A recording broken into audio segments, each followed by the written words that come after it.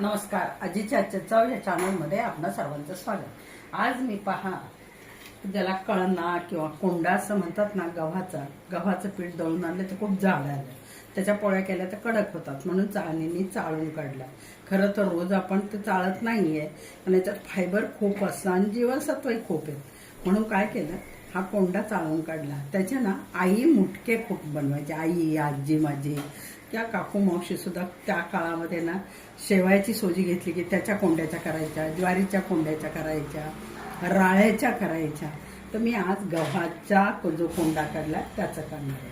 तर माझ्याकडे हा एवढा कोंडा होता, त्याचं मी करणार आहे. पहा, थोडा काढून ठेवलाय आणि त्याच्यामध्ये लागणारं साहित्य काय काय टाकणार आहे पहा.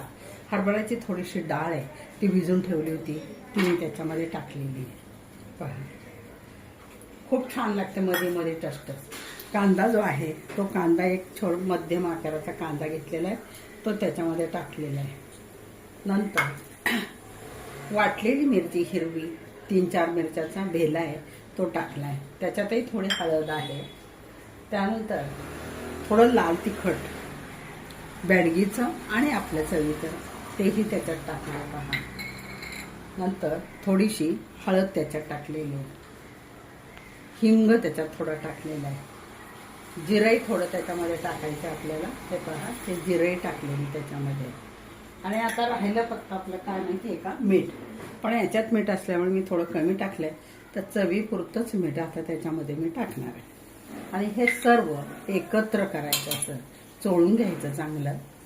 पहा, आता हे भरडच असतं ना सर्व. फायबर नावाचा जो प्रकार म्हणतात की तंतुमय असावेत, तो असं आहे. पण पौष्टिक इतकं असतं हे की पूर्वीची माणसं धडधाकट का होती, तर घरातल्या महिला हे अशा प्रकारचे पदार्थ बनवायचे म्हणून ते तसं आले. अक्षरशः त्याची भाकरी सुद्धा बनवून खायच्या नाही ना, वेळ मिळाला की त्याच्यात थोडंसं ज्वारीचं पीठ घालायचं आणि त्याची भाकरी बनवायची. पहा, आता हे सर्व मी काय करणार आहे, मळून घेणार आहे. थोडं थोडं पाणी घालून ते मळून घेणार. आणि याला अर्धा तास, मात्र आता कोंडाच येतो तर त्याला भिजून द्यायचा अर्धा तास. मळून घेतलं की तुम्हाला गोळा दाखवते. भरड असतं पहा, सगळं मुटका होईपर्यंत त्याला मळायचं. आणि इतकं पौष्टिक असतं. पूर्वी काही खायला नव्हतं. आता जे प्रकार मुलांच्या खाण्यात येत ना ते नसायचे. तर मुलं काय करायची घरातली, म्हणजे आम्ही सुद्धा केलेलं आहे, खाऊ सारखं उचलायचं, शिजून सुद्धा द्यायचं नाही, खाऊ सारखं उचलायचं आणि खेळायला जाताना तो उचलून पटकन खायला जायचं किंवा जाता जाता खायचा किंवा खिशात घालूनच ठेवायचं. बरेच जण तर असं खायचं. तर आता मी चांगलं मळते याला. हे पाहता, अर्धा तास झालेले भिजून हा मळलेला कळना कोंडा. इकडे पाणी उकळत ठेवलेले आहे. पाण्याची जाळी ठेवायची आपल्याला. याला मी थोडंसं तेल लावून घेतलेलं आहे. आणि आता हे जे मुटके अर्धा तास बरोबर झालेले आहेत, थोडे थोडे असे बारीक मळून घ्यायचे. पहा, हे जे मुटके आहेत ना, असा थोडासा गोळा घ्यायचा आणि मग हे असे मुटके करायचे. हे पहा, वेगवेगळ्या पद्धतीचे असतात.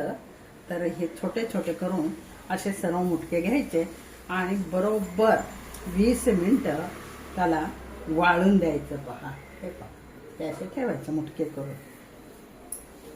20 तास त्याला वाफेवरच आपल्याला शिजवायचे.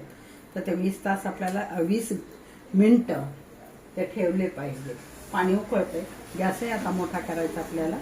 आणि हे सर्व मुटके हे करून झाले की त्याच्यावर आपल्याला झाकण ठेवायचं आणि 20 मिनिटे उकडून द्यायचे. कारण बाकीची सर्व तयारी झालेली आहे. हे आपल्याला खाणं जरूर असावं मुलांच्या मध्ये. लहानपणापासून मुलांना सवय लागली मग मात्र मुलं आपोआप खातील.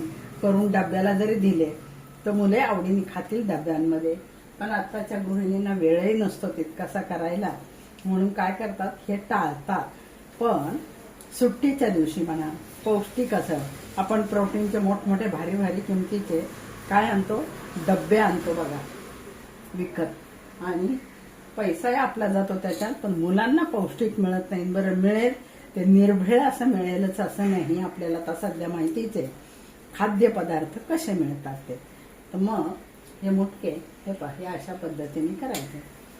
नागपंचमीला नागदेवे करतो त्यावेळेला असेच करतात या पद्धतीने, पुरणाचे दिंड म्हणतो त्याला, त्या पद्धतीने करतात. तसे केले तरी पण चालतात. हे आणि हे सर्व मी झाकून ठेवणार आहे. पाहता आता हे राहिलेले होईपर्यंत मी त्याच्यावरती झाकण ठेवते, म्हणजे होईल. आणि हे 4-5 करून घेते. आता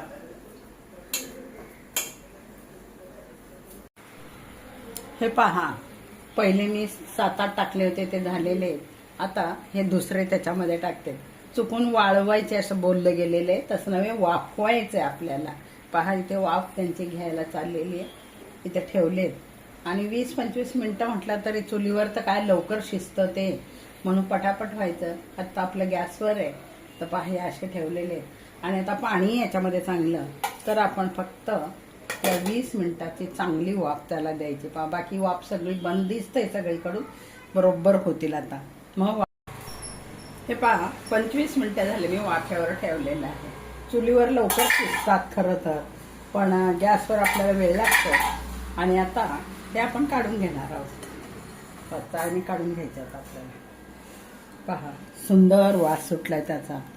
आईची आठवण, आजीची आठवण, किती सुंदर झालेत बघा मुटके. आता आपण हे काढून घेणार याच्यामध्ये. आणि तुम्हाला ना एक खाऊनही मी दाखवणार आहे तुकडा त्याचा कसा लागतो तो.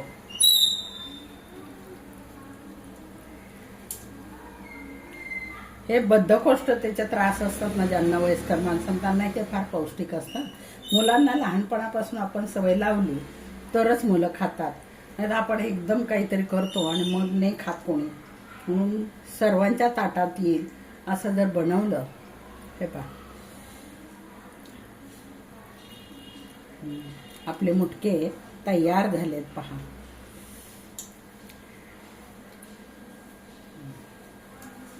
हे आपले मुटके तयार झालेले आहेत. तुम्ही पण नक्की करा. आजीच्या हातच्या चॅनलला लाईक करा, सबस्क्राईब करा, शेअर करा आणि मला कळवा. ही 60-70 वर्षापूर्वी अगदी आठवड्यातून 2 आठवड्यातून, उन्हाळ्यात विशेषतः जास्त आम्हाला मुटके मिळायचे. तर हे मुटके पौष्टिकतेच्या दृष्टीने तर खूपच चांगले. फायबरचे डबे आणून खाण्यापेक्षा असं मधून अधून केलं तर खूप छान लागतं. पहा एक तुकडा मी तुम्हाला खाऊन दाखवते.